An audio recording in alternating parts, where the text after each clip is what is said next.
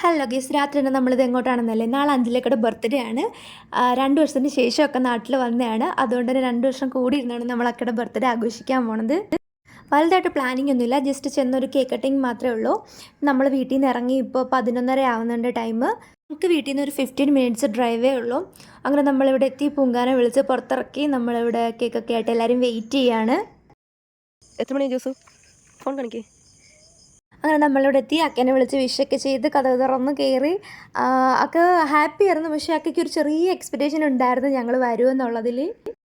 ഉറങ്ങിക്കിടന്ന മാമനെയും മാമിനെയൊക്കെ ഞങ്ങൾ വിളിച്ചു പൊക്കി, എല്ലാവരും വന്നു. ഞങ്ങൾ എന്തായാലും ഇന്നിവിടെ വരുമെന്നുള്ളതൊക്കെ കൺഫേം ആയിരുന്നു.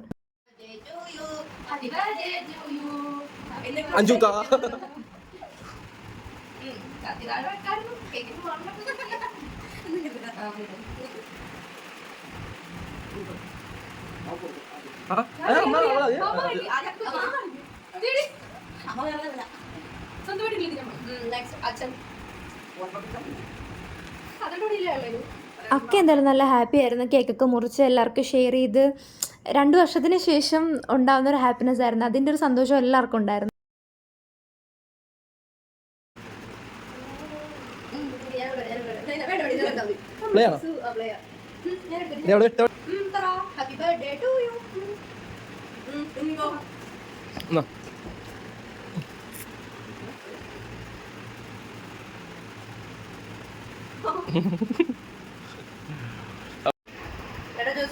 ബർത്ത്ഡേ കഴിഞ്ഞ് ആർക്കാണ് മുറിക്കുക, അങ്ങനെയായിരുന്നു റൂള്.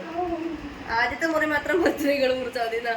എല്ലാം കഴിഞ്ഞ് ഞങ്ങൾ കുറച്ച് ഫോട്ടോസൊക്കെ എടുത്ത് ഞങ്ങളൊരു 3:30 ആയപ്പോഴാണ് പിന്നെ തിരിച്ച് വീട്ടിലോട്ട് വന്നത്.